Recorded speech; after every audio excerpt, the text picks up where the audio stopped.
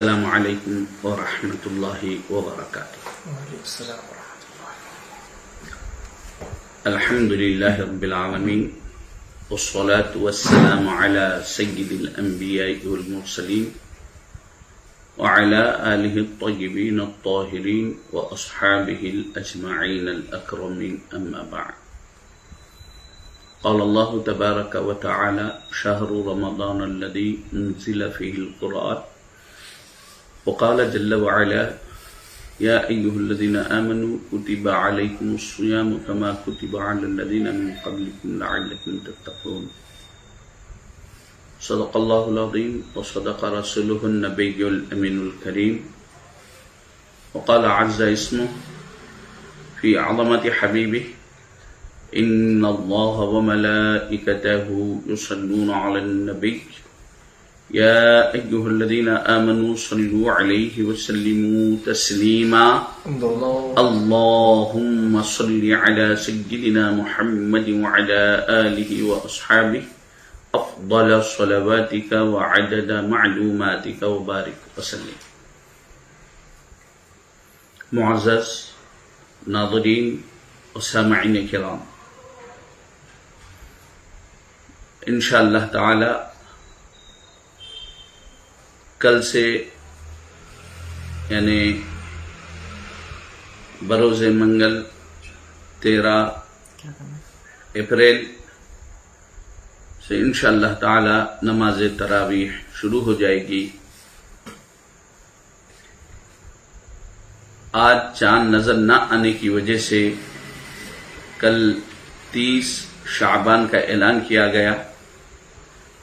رمضان کی مناسبت سے رمضان سے متعلق کچھ اہم باتیں جو پورے مہینے میں ہم کو کرنی ہیں، اس سے متعلق مختصر اور جامع انداز سے آپ کے سامنے کچھ بیان کیا جائے گا۔ میں نے آپ کے سامنے جن مختلف آیتوں کی تلاوت کی، پہلی آیت میں اللہ تبارک و تعالیٰ فرما رہا ہے رمضان وہ مقدس مہینہ ہے جس میں اللہ تبارک و تعالیٰ نے قرآن مجید کو نازل فرمایا۔ یعنی نزول قرآن سے متعلق اللہ فرماتا ہے کہ ماہ رمضان میں اس کا نزول ہوا ہے۔ اب ماہ رمضان کے ساتھ دن تاریخ کیا ہے تو اس کے بارے میں فرماتا ہے انا انزلناہ فی لیلۃ القدر، یعنی قرآن مجید کا نزول رات میں ہوا، ابتدا نزول کی رات میں ہوئی ہے، اور لیلۃ القدر میں پہلی آیت نازل ہوئی ہے۔ پہلا یعنی وحی کا نزول کی ابتدا لیلۃ القدر میں ہوئی اور ماہ رمضان میں ہوئی۔ لیلۃ القدر اور تاخراتوں سے متعلق بھی آپ کو بتلایا جائے گا۔ رمضان کیا چیز ہے؟ ایک تو نزول قرآن کا مہینہ ہے، اس کے ساتھ ساتھ اللہ تبارک و تعالی قرآن میں فرماتا ہے کہ میں نے تم پر رمضان کے روزوں کو فرض کیا جیسا کہ تم سے پہلے کی امتوں پر بھی روزوں کو فرض کیا تھا تاکہ تم متقی پرہیزگار بنو۔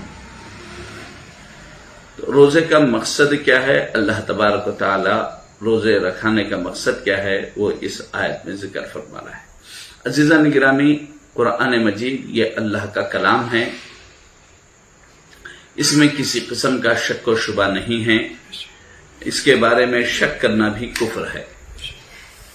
اللہ تعالیٰ فرماتا ہے ذالک الکتاب لا ریب فیہ ھدی للمتقین، یعنی قرآن اللہ کا کلام ہے، اس میں کسی قسم کا شک نہیں ہے۔ قرآن مجید ماہ رمضان میں نازل ہوا، اس وجہ سے رمضان المبارک میں اس کا اہتمام بہت ضروری ہے۔ خود اللہ کے نبی صلی اللہ علیہ وسلم جب ہجرت فرما کر مدینہ منورہ تشریف لے گئے تو ہجرت کے دوسرے سال اللہ تبارک و تعالیٰ نے رمضان کے روزوں کو فرض کیا، تو رمضان میں روزے رکھا کرتے تھے۔ ابتدا میں صرف افطار کے وقت ہی مقرر کیا گیا تھا، سحری کا وقت نہیں تھا، اس لیے کہ سابقہ امتوں پر سحری نہیں تھی۔ افطار کرنے کے بعد آدمی جب تک بیدار رہا، جاگتا رہا، کچھ کھا پی سکتا تھا، سونے کے بعد سے وہیں سے روزہ شروع ہو جاتا تھا۔ لیکن یہ اللہ کا کرم ہے جہاں پر اللہ تبارک و تعالیٰ نے حضور صلی اللہ علیہ وسلم کی امت پر بہت سے آسانیاں فرمایا. انہی آسانیوں میں سے ایک آسانی یہ ہے کہ ہم کو فجر کا وقت شروع ہونے سے پہلے تک کھانے کی اجازت مل گئی. یہ اس امت پر خاص خصوصی مہربانی ہے. اس کے بارے میں، رات کے بارے میں اللہ کے نبی صلی اللہ علیہ وسلم فرماتے ہیں اللہ تعالیٰ نے دن کے روزوں کو فرض کیا اور میں رات کی عبادت کو سنت قرار دیتا ہوں. تو اس طرح عام دنوں میں رمضان سے ہٹ کر عام پورے 11 مہینے میں تراویح کی نماز یا کوئی اور نماز باضابطہ جماعت کے ساتھ نہیں پڑھی جاتی، صرف رمضان میں جماعت کے ساتھ پڑھی جاتی ہے. رمضان میں اللہ کے نبی صلی اللہ علیہ وسلم تراویح کی نماز خود ادا کرتے تھے، تنہا ادا کرتے تھے، بلکہ جبرائیل علیہ السلام کے ساتھ جماعت سے پڑھتے تھے. سبحان اللہ. احادیث مبارکہ میں ہے کہ جبرائیل ہر سال مجھے 1 مرتبہ قرآن سنایا کرتے تھے، اور جس سال رسول اللہ صلی اللہ علیہ وسلم اس دنیا سے پردہ فرمائے اس کی خصوصیت یہ تھی کہ حضور صلی اللہ علیہ وسلم نے فرمایا اس سال جبریل مجھے 2 مرتبہ قرآن سنا. حضور صلی اللہ علیہ وسلم جماعت کے ساتھ بھی تراویح کی نماز ادا کیے ہیں. تراویح کے رکعات سے متعلق مختلف روایتیں ملتے ہیں. موطا امام مالک میں 36 رکعات تک کی روایت ملتی ہے، لیکن حضرت عمر رضی اللہ تعالیٰ عنہ کے زمانے میں جو کم سے کم تراویح کے رکعات جو ذکر آیا ہے وہ 20 رکعت کا ہے، تو آپ اسی کو لیے. اور حضرت عمر رضی اللہ تعالیٰ عنہ صحابہ کرام اجلہ صحابہ 10 مبشرہ جو آپ کے مشیر تھے، ان صحابہ کرام کے مشورے پر تمام صحابہ کو ایک امام کے پیچھے اور جماعت کے ساتھ نماز ادا کرنے کی تاکید فرمائی. حضرت عمر رضی اللہ تعالیٰ کے زمانے سے تراویح کے 20 رکعت اور ایک امام کے پیچھے ادا ہونے لگے. اللہ کے نبی صلی اللہ علیہ وسلم 3 مرتبہ جماعت کے ساتھ نماز تراویح ادا کیے، تو اس کا ذکر احادیث مبارکہ میں ہے، صحیح حدیثوں میں اس کا ذکر ہے. اور اس کے بعد فرمائے کہ جو ہے کہ صحابہ کرام کی خواہش تھی کہ اور بھی آپ دنوں میں جو ہے نا تراویح کی جماعت فرمائیں، تو آپ نے فرمایا مجھے ڈر ہے کہ کہیں اللہ تعالیٰ اس کو لازم نہ کر دے. اس خوف کی وجہ سے آپ جماعت سے ادا نہیں کیے، ورنہ صحابہ کرام کو تراویح کی نماز ادا کرنے کی تاکید فرماتی ہے. رمضان میں نزول قرآن کی نسبت ہونے کی وجہ سے تراویح کے علاوہ بھی ہر آدمی کو اپنے طور پر تلاوت قرآن کرنی چاہیے، اور کم سے کم رمضان میں ایک قرآن مجید ختم کرنے کی کوشش کریں. جس طرح نماز تراویح مرد لوگوں کے لیے سنت ہے، عورتوں کے لیے بھی نماز تراویح سنت ہے. نبی کریم صلی اللہ علیہ وسلم کے زمانے میں عشاء کی نماز میں اور فجر کی نماز میں عورتیں حضور صلی اللہ علیہ وسلم کی اقتداء میں نماز ادا کیا کرتی تھیں. تو اس وقت چونکہ حضور کے زمانے میں تراویح کی جماعت باضابطہ نہیں ہوئی تو عورتیں نہیں آتی تھیں، لیکن بعد میں روایتیں ملتے ہیں کہ بی بی ام سلمہ اہتمام کرتے تھے تراویح کا، بی بی عائشہ صدیقہ رضی اللہ تعالیٰ عنہ بھی اہتمام کیا کرتی تھیں. عزیزان گرامی، عورتوں کے لیے جماعت نہیں ہے. عام نمازوں میں بھی مسجد آنا یا جماعت سے نماز پڑھنا نہیں ہے، تو تراویح کی بھی جماعت نہیں ہے. اگر کسی مقام پر عورتیں اہتمام کر لیتے ہیں، گھر میں جو ہے نا آج کل جیسے اپارٹمنٹس ہیں، ایک 4-5 گھر کی عورتیں جمع ہو کر تنہا پڑھ لیں تو یہ بہتر ہے. اگر امام کا اہتمام کریں تو اس کا طریقہ فقہائے کرام نے جو بتلایا ہے وہ یہ کہ امام مرد ہو اور مرد کے پیچھے 2-4 آدمی مرد آدمی ٹھہریں اور ان کے پیچھے عورتیں ٹھہر سکتی ہیں. اس میں کسی قسم کی کراہیت نہیں ہے. عورت ہی امام ہو اور عورت ہی مقتدی بھی ہو، اس میں کراہیت بتلائی گئی ہے. اگر اس کے باوجود عورتیں جماعت بنا لیتی ہیں تو عورتوں کا امام اگر عورت ہے تو وہ صرف ایک قدم آگے ٹھہر سکتی ہے، عام مرد آدمی کی طرح ایک صف آگے عورت امام نہ ٹھہرے. اس کے علاوہ رمضان المبارک میں اللہ کے نبی صلی اللہ علیہ وسلم نے سحری کو سنت قرار دیا ہے اور اس میں برکت بتلائی ہے. تسحروا فإن فی سحورکم برکہ، سحری کرو، اس میں اللہ نے برکت رکھا ہے، اس کی وجہ سے تمہارے روزوں میں قوت ملتی ہے. اور افطار کرانے سے متعلق اللہ کے نبی صلی اللہ علیہ وسلم نے فرمایا کہ اگر کوئی کسی روزے دار کو افطار کراتا ہے تو اللہ تبارک و تعالیٰ اس کو روزے کا ثواب عطا فرماتا ہے. اور یہ ذہن میں رکھو کہ روزے دار کے روزے کے ثواب میں کمی نہیں آتی، بلکہ روزے دار کو جو ثواب ملتا ہے افطار کرانے والے کو بھی وہ ثواب ملتا ہے. ایک صحابی آگے بڑے، عرض کیے کہ یا رسول اللہ، ہم میں ہر کسی میں اتنی قوت قدرت نہیں ہے کہ وہ کسی روزے دار کو مکمل طریقے سے افطار کرائے، یعنی اس کو پیٹ بھر کھانا کھلا سکے. تو اللہ کے نبی صلی اللہ علیہ وسلم نے فرمایا کہ اگر کوئی روزے دار کو ایک گھٹ پانی بھی پلا دیتا ہے، پانی کے ذریعے افطار کراتا ہے، یا ایک کھجور کے ذریعے یا کچھ تھوڑا سا دودھ یا دہی کے ذریعے اس کا افطار کراتا ہے، تو اللہ تبارک و تعالیٰ اس کو بھی مکمل روزے کا ثواب عطا فرماتا ہے. تو اسی لیے ہم دیکھتے ہیں اکثر لوگ جو ہے نا اپنے گھروں میں افطاری کا اہتمام کرتے ہیں، لوگوں کو جو ہے نا افطار کے لیے دعوت دیتے ہیں اور مساجد میں افطاری بھیجتے ہیں تاکہ جو ہے نا لوگ جو ہے ان کے کھجور سے روزہ کھولنے تو ان کو ثواب ملے. بعض لوگ جو ہے ایک دیکھنے میں آتا ہے کہ دوسروں کا کھجور یا دوسروں کی افطاری نہیں لیتے، وہ نہیں چاہتے کہ جو ہے نا دوسروں کا لے، بلکہ اپنی افطاری سے روزہ کھولتے ہیں. ایسا کوئی ضروری نہیں ہے، آپ کے روزے کا ثواب تو آپ کو مل ہی گیا. دوسروں کی افطاری لے کے کرنے سے آپ کے ثواب میں بغیر کسی کمی کے دوسرے کو ثواب مل رہا ہے. اللہ کا فضل ہے، اس کے رحمت کا دریا جوش میں ہے، ان چاہتا ہے کہ لوگوں کو دے کسی نہ کسی بہانے سے.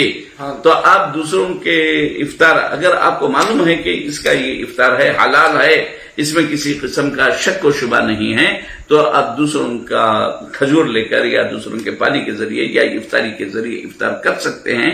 اس میں کسی قسم کی کوئی پریشانی نہیں ہے. تو آپ افطار بھی کریں، افطار کرائیں، یہ زیادہ ثواب کی بات ہے.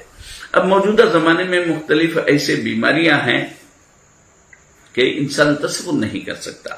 جیسے آج کل لوگ جو ہے دیکھنے میں اٹے کاٹے ہیں، گاڑی چلا رہے ہیں، گاڑی چلاتے ہوئے مسجد کو آتے ہیں اور کرسیاں ڈھونڈ کر کرسیوں پہ بیٹھ کر نماز ادا کر رہے ہیں. تو بعض ہمارے نوجوان بچوں کے ذہن میں یہ بات جاتی ہے کہ دیکھو اتنا اٹا کٹا ہے، آدمی گاڑی چلا رہا، پورا آفس کو جا رہا، کام کر رہا، سب کر رہا، پھر نماز کو آتے جو ہے نا کرسی پہ بیٹھ کے نماز پڑھ رہا. تو وہ اس کی مجبوری یہ ہے کہ چلنے پھرنے کی مجبوری نہیں ہے، سجدہ کرنے کی یا قاعدے میں بیٹھنے کی مجبوری ہے. بعض لوگوں کو گھٹنوں میں تکلیف، گھٹنوں میں درد یا کولوں میں درد رہتا ہے کہ وہ لوگ سجدہ نہیں کر سکتے، صحیح طریقے سے بیٹھ نہیں سکتے، تو ان کی مجبوری کے تحت جو ہے نا وہ نماز پڑھتے ہیں. تو ان کے لیے حکم یہ ہے کہ اگر وہ ٹھہر سکتے ہیں تو قیام بھی کریں، رکوع کریں، اور سجدے کے وقت اور قاعدے کے وقت میں کرسی پر بیٹھ جائیں. تو جس طرح یہ چیزیں ہیں، بعض ایسے بیماریاں ہیں کہ آدمی روزہ نہیں رکھ سکتا. روزہ اسی لیے نہیں رکھ سکتا کہ کھانے پینے کی جو ہے نا اس کو کمزوری ہے، نہیں، بلکہ مسلسل اس کو ہر 4 گھنٹے پر، ہر 5 گھنٹے پر دوائیں کھاتے رہنا پڑتا. اگر نہیں استعمال کریں گا یا پانی نہیں استعمال کریں گا تو اس کی بیماری میں اضافہ ہو جاتا. جیسے ڈائلسس کا پیشنٹ ہے، گردوں میں جو ہے نا تکلیف ہے، یا جو ہے نا پھتری کا جو ہے نا پیشنٹ ہے، یا گردوں میں سوجن آ گئی، اس کو دوائیں کھاتے رہنا پڑتا، پانی پیتے رہنا پڑتا ہے. اگر جس کو پھتری ہے گردوں میں، اگر ان پانی پیتے نہیں رہا، روزہ رہا، تو گردوں میں پانی کم ہو کر جب گردے سکڑنے لگتے ہیں تو تکلیف بڑھ جاتی ہے. تو ایسے لوگوں کو ڈاکٹر روزہ رکھنے سے منع کرتے ہیں. تو ان لوگوں کے لیے احکامات یہ ہیں کہ وہ عام دنوں میں، یعنی سردیوں کے دنوں میں وہ روزہ رکھ سکتے ہیں، تو روزہ رکھ لیں، قضا کر لیں. تو ان کو فدیہ دینے کی ضرورت نہیں ہے. یہاں کچھ ایسے بیمار ہیں جو سال کے یعنی برس کے 12 مہینے وہ بیماری سے رہتے ہیں، اچھے ہونے کی کوئی امید نہیں ہے. یا بڑھاپا جو خود ایک بیماری ہے، اتنے بوڑھے ہو گئے ہیں کہ اب اچھے ہونے کی، روزہ رکھنے کی کوئی امید نہیں ہے، کمزور اتنے ہو گئے ہیں کہ امید نہیں ہے. ایسے لوگوں کے لیے حکم ہے کہ وہ فدیہ، اپنے روزے کا فدیہ دے. روزے کا فدیہ یہ ہے کہ آپ جس انداز سے کھانا کھاتے ہیں 2 وقت کا کھانا کسی آدمی کو کھلائیں یا اس کا جو خرچہ آتا ہے وہ دیں. اس میں کوئی چیز مقرر نہیں ہے کتنا دینا، آپ کے غذا کے حساب سے ہے. آپ اگر بکری کا گوشت کھاتے ہیں 2-4 قسم کے سالنے آپ کو ہونا ہے، مختلف چیزیں روٹی چاول سبھی ہونا ہے، تو اس انداز کا کھانا کم سے کم جو ہے نا 70-80 روپے میں اگر باہر ہوٹل میں کھائیں تو ملتا ہے. تو اس طرح 150-200 روپے ایک روزے کا فدیہ ہوگا. نہیں ایک عام آدمی ہے کہ دال کھانا اس کے لیے کافی ہے، تو 40-50 روپے میں دال کھانا مل رہا تو 100 روپے جو ہے نا اس کو کم سے کم فدیے میں دینا پڑے گا. اگر وہ بھی نہیں ہے تو جو کم سے کم مقرر کیا گیا ایک صدقہ فطر ایک روزے کا فدیہ ہوتا ہے، تو وہ بھی جو ہے نا 70-80 روپے ہو جاتے ہیں. تو یہ ان لوگوں کے لیے ہے جو بالکل روزہ نہیں رکھ سکتے. گرما کے دن ہے روزہ نہیں رکھ سکتے، سرما میں روزہ رکھ لے سکتے ہیں، تو ویسے لوگوں کو فدیہ دینے کا حکم نہیں ہے بلکہ سرما میں اس کی قضا کرنا ہے. تو یہ مختلف قسم کے جو بیماریاں آج کل ہیں، چاہے وہ شوگر کے بیمار ہوں یا ہارٹ کے بیمار ہوں یا دوسرے کڈنی پرابلم والے ہوں یا کمزوری کی وجہ سے ان لوگوں کے لیے. لیکن یاد رکھیں عزیزان گرامی، جب تک کہ ہم کوشش نہ کر لیں اس وقت تک ہم یہ نہیں بول سکتے کہ جو ہے نا ہم نہیں رکھ سکتے. ایسا نہیں. جیسا کہ میں نے ابھی بتلایا، آپ اگر گرما میں نہیں رکھ سکتے ہیں فدیہ دے دیے، اس کے باوجود سرما میں رکھ سکتے ہیں آپ تو رکھنا ہے. فدیہ دے دیے تو آپ پورے طریقے سے نہیں یہ ہوا. فدیہ یہ آپ کے اوپر سے ذمہ داری ساخت کرنے کے لیے ہے. مطلب گرما آ گیا، آپ روزہ نہیں رکھ سکے، فدیہ دے دیے، اس کے بعد انتقال ہوگا کسی آدمی کا، تو اب وہ روزوں کی فرضیت کا لزوم اس پر نہیں رہے گا، اللہ معاف کر دے گا. لیکن اس کے بعد موسم آیا، آپ روزے نہیں رکھ سکے، رکھ سکتے تھے نہیں رکھے، تو آپ کو برابر اس کی پوچھ ہے.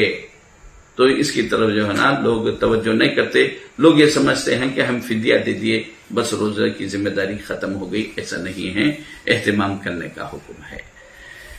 اب روزے چاند دیکھ کر روزے رکھنے کا حکم ہے اور چاند دیکھ کر روزہ چھوڑنا ہے. جیسے آج 29 تاریخ تھی، چاند دیکھنے کی کوشش کی، بہت سے لوگ نہیں دکھا، دوسرے مختلف مقامات سے رؤیت ہلال کمیٹی والے رب کرے کہیں سے اطلاع نہیں آئی، تو اب 29 کے بجائے 30 شعبان 30 ہو گیا، اس کے بعد شروع ہوں گا. اب 29 رمضان کو چاند دیکھنے کا حکم ہے. اگر چاند دکھ گیا تو 29 روزوں کے بعد ختم، عید کی نماز پڑھ لینا ہے. چاند نہیں دکھا تو 30 روزے کرنا ہے. لیکن اس بارے میں یاد رکھیں کہ 29 کے بعد چاند نظر آ گیا تب بھی اللہ کا کرم یہ ہے کہ روزے تو ہم رکھیں 29، اللہ روزوں کا ثواب 30 روزوں کا عطا. یہ خاص بات ہے. اور رمضان کا پہلا دہا رحمت والا ہے، دوسرا دہا مغفرت کا ہے اور تیسرا دہا دوزخ سے آزادی کا ہے. تو یہ ہر دہے میں الگ الگ انداز کے فضائل ہیں، اس کا اہتمام کرنا ضروری ہے. اب آخری دہا جو بہت ہی اہم ہے اور جس کی طرف ہمارے خاص طور پر حیدرآباد کے لوگ توجہ کم کر دیے ہیں، چاہے وہ مرد ہو کہ عورتیں. یہ تو جو ہے نا رحمتوں کو لوٹنے کا، حاصل کرنے کا دہا ہے. رمضان کے آخری دہے کا ہر دن اور ہر رات برکت والی. ایک تو یہ کہ اللہ تبارک و تعالیٰ نے اس میں تاخراتیں رکھا ہے. تاخراتیں کیا ہیں؟ شب قدر کی راتیں ہیں. اور شب قدر کے بارے میں اللہ تعالیٰ فرماتا ہے لیلۃ القدر خیر من الف شہر، یعنی شب قدر 1000 مہینوں کے راتوں سے زیادہ افضل ہے. کتنا افضل ہے وہ نہیں پتا. تو یہ 1 لاکھ بولو، 1 کروڑ بولو، اس سے بھی افضل ہوتی ہے. خیر من بتلا دیا. تو عزیزان گرامی، اس میں عموماً عورتیں شاپنگوں میں پوری راتیں گزار دیتے ہیں اور نوجوان بچے پھر کے لینا کچھ بھی نہیں ہے، صرف جو ہے نا مارکیٹوں میں پھر کر جو ہے نا اپنے راتوں کو گزارتے ہیں. اللہ کے پاس اس کی پوچھ، میں نے تم کو رحمت والا یعنی رمضان دیا تھا، تو اس رمضان کو تم نے کیسے گزارا؟ اللہ کے نبی صلی اللہ علیہ وسلم فرماتے ہیں کہ دنیا میں جگہوں کے اعتبار سے، مکان کے اعتبار سے سب سے بہترین مکان، جگہ اللہ کا گھر ہے. اور سب سے بدترین جگہ بازاریں ہیں. تو جس کو اللہ کے نبی صلی اللہ علیہ وسلم نے اس کو بری جگہ فرمایا، وہاں پر ہم پورا دن پوری رات گزار رہے ہیں، اور جس کو اچھی جگہ فرمائے وہاں پر اعتکاف کرنے، وہاں پر رہنے کے بجائے اس کو چھوڑ کر ہم ادھر جا رہے ہیں. اعتکاف کرنا رمضان کے آخری دہے میں یہ سنت ہے. پورے 10 دن کا اعتکاف سنت ہے، سنت موقدہ علی الکفایہ. اور یہ کیسا کرنا ہے کہ 20ویں روزے کے دن مغرب سے پہلے مرد آدمی ہیں تو ایسی مسجد اختیار کرنا جہاں پر 5 وقتہ نمازوں کی جماعت ہوتی ہو. اگر جمعہ نہیں ہوتا تو جامع مسجد جا سکتے ہیں، لیکن 5 وقتہ یعنی 5 وقت کی نماز جماعت سے ہوتی ہے تو ویسی جگہ محلے کی مسجد میں اعتکاف کرنا یہ افضل ہے. مرد آدمی کے لیے 20ویں روزے کے غروب سے پہلے، مغرب سے پہلے مسجد میں چلے جانا، اس کے بعد چاند دکھنے تک رہنا، بلا ضرورت مسجد سے باہر نہیں آ سکتے. اگر مسجد میں طہارت خانہ، ضرورت خانہ، حمام خانہ نہ ہو تو حمام کے لیے، غسل کرنے کے لیے، فرض غسل کے لیے، سنت یا مستحب نہیں، فرض غسل کے لیے وہ اپنے گھر کو آ کے غسل کر لے کے جا سکتا ہے. اگر مسجد میں ان چیزوں کا اہتمام ہے تو پھر گھر نہیں آ سکتا. اگر کوئی اس کو سحری یا افطار کا کھانا لا کر دینے والا نہیں ہے تو ان چیزوں کو لانے کے لیے وہ گھر آ سکتا ہے. لیکن کوئی یہ سمجھ کے کہ میں افطار کے لیے آ گیا نا، افطار گھر میں کر لے کے سحری کا کھانا لے جاؤں گا تو گھر میں کھانا نہیں کھا سکتا.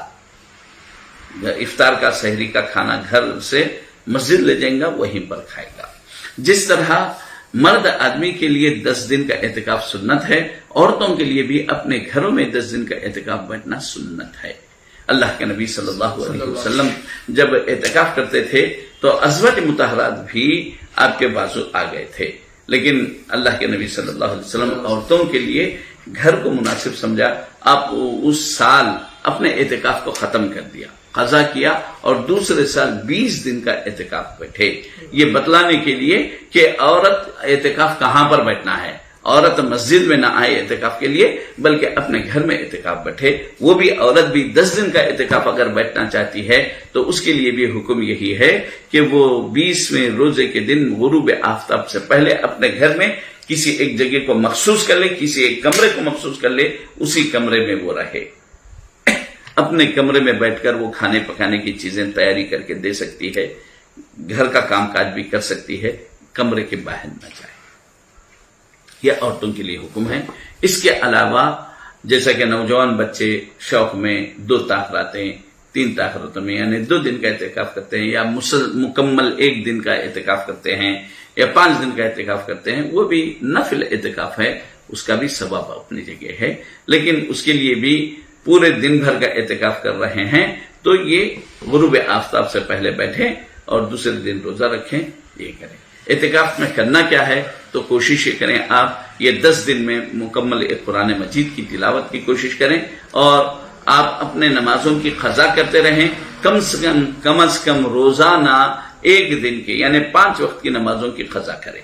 قضا نمازوں میں سنت کی قضا نہیں ہے، صرف فرض نمازوں کی قضا ہے. البتہ وطر کی، واجب الوطر کی قضا کرنا ہے. تو یہ اور صلاۃ التسبیح اگر پڑھ سکتے ہیں تو صلاۃ التسبیح پڑھنے کی کوشش کریں. تو یہ جو ہے نا بہت اہم چیز ہے. اور ایک بات جو خصوصیت کے ساتھ آپ لوگوں کو بتلانے کی ہے کہ عید کی جو رات ہے، یعنی رمضان میں جیسا کہ حدیث شریف میں شیطان جکڑ دیا جاتا، تو شیطان جکڑ دیا جانے کی وجہ سے رمضان کا چاند دکھتے ہی ہم تراویح شروع کر دیتے، اور جیسے ہی شوال کا چاند دکھا شیطان آزاد ہو جاتا. اور اس کا اثر ہم یہ دیکھتے ہیں، جیسے ہی آزاد ہوا شیطان، مغرب میں مسجد فل رہتی، عشاء میں 2 صف بھی نہیں ہوتی. لیکن جبکہ ہم کو 1 مہینہ مسلسل ٹریننگ دی گئی، تربیت دی گئی، تو ایسا کیا ہو گیا کہ اب مسجد شکایت کرنے لگی کہ ارے میری نماز یہاں کہاں چلے گئے. یہ چیز نہیں ہونا. جب مسلسل 1 مہینہ تربیت ہوئی اس کا اثر ہمیشہ رہنا چاہیے. یہ لیلۃ الاجرا کہا گیا ہے. عید کی جو رات ہوتی ہے، یعنی شوال کا چاند دکھا، عید کا چاند دکھ گیا، تو وہ رات مزدوری دینے کی، انعام کے دینے کی رات ہے. تو آپ الحمدللہ پورا مہینہ تراویح پڑھے، تہجد پڑھے، رمضان میں روزہ رکھے، سب کچھ کوشش کیے تو اللہ تبارک و تعالیٰ آپ کو اس کا انعام دے رہا، آپ کو میڈل ملنے والے ہیں، آپ کو مغفرت کا پروانہ دینے والا ہے۔ اللہ تبارک و تعالیٰ سرٹیفکیٹ دے رہا کہ یہ بندہ رمضان بھر روزے رکھا، عبادت کرا، اب اس کے لیے نجات کا پروانہ دے رہا، اور وہ لیے بغیر آپ چلے جانا چاہ رہے ہیں۔ یہ ہماری نادانی ہو جائے گی، اس وجہ سے اہتمام کریں۔ اللہ کے نبی صلی اللہ علیہ وسلم نے رمضان سے متعلق فرمایا، من صام رمضان ایمانا واحتسابا غفر له ما تقدم من ذنبه، جو کوئی ایمان کے ساتھ، یقین کے ساتھ رمضان کے روزے رکھے گا، اللہ وہ اس کی مغفرت فرما دے گا۔ من قام رمضان ایمانا واحتسابا غفر له ما تقدم من ذنبه، جو رمضان کی راتوں میں قیام کیا، تہجد ادا کیا، نماز تراویح ادا کیا، اس کی مغفرت فرما دیتا ہے۔ من قام فی لیلۃ القدر ایمانا واحتسابا غفر له ما تقدم من ذنبه، یعنی جو کوئی لیلۃ القدر میں، یعنی رمضان کی تاخیراتوں میں شب قدر کی تلاش کرتے ہوئے رات میں عبادت کیا، اللہ اس کی مغفرت فرما دیتا ہے۔ تو حاضرین کرام، یہ رمضان ہماری مغفرت کا مہینہ ہے، گناہوں کے معافی کا مہینہ ہے۔ اس میں کوشش کریں اپنے والدین کے لیے، اور جو مرحومین ہیں ان کی مغفرت کی دعا کریں۔ اللہ تعالیٰ سے دعا ہے اللہ تعالیٰ ہم سب کو نیک توفیق عطا فرمائے۔ رمضان کے اہتمام میں دن میں روزہ رکھنے اور رات میں تراویح ادا کرنے کی توفیق عطا فرمائے، تلاوت قرآن کی توفیق عطا فرمائے، رمضان میں غیبت سے بچنے کی ہمیں توفیق نصیب فرمائے، بدنگاہی سے ہم کو بچائے۔ الہ العالمین تو اپنے کرم سے، اپنے رحم سے، رحمت للعالمین کے صدقے میں رمضان کی رحمتوں سے، برکتوں سے ہم کو مالا مال فرما۔ کہ اللہ ہم سے پہلے جو گزر چکے ہیں ان سب کی مغفرت فرما، علماء اسلام کی درجات کو بلند فرما۔ مفتی عظیم الدین صاحب قبلہ رحمۃ اللہ علیہ جو ابھی حال میں انتقال کر چکے ہیں، اے اللہ ان کے قبر کو کشادہ فرما، منور فرما، ان کے قبر میں جنت کی ٹھنڈی ٹھنڈی ہوا داخل فرما۔ الہ العالمین جو 2 بچے ابھی جو پانی میں غرق ہو گئے ہیں نظامیہ کے، ان کی بھی مغفرت فرما۔ اے اللہ تو کرم والا ہے، ہم پر کرم فرما، رحم والا ہے، ہم پر رحم فرما۔ اے اللہ یہ جو رمضان کا اہتمام کر رہے ہیں، مختلف طریقوں سے دینی پیغام کو عام کر رہے ہیں، اے اللہ ان کو بھی صحت و عافیت عطا فرما۔ اے اللہ جو لوگ دعا کی درخواست کیے ہیں، جو بیمار ہیں ان کو صحت عطا فرما، جو پریشان حال ہیں ان کی پریشانیوں کو دور فرما، جو بے اولاد ہیں اللہ ان کو صاحب اولاد بنا دے۔ الہ العالمین جو نوجوان بچے بچیوں کے شادیاں نہیں ہوئے، اے اللہ تو اپنے کرم سے ان کے لیے اچھے جوڑے عطا فرما۔ اے اللہ تو رمضان میں فیصلہ کرتا ہے، اللہ ہمارے لیے خیر کا فیصلہ فرما۔ صلی اللہ تعالی وسلم علی خیر خلقہ وعلی آلہ وصحبہ، الحمد للہ۔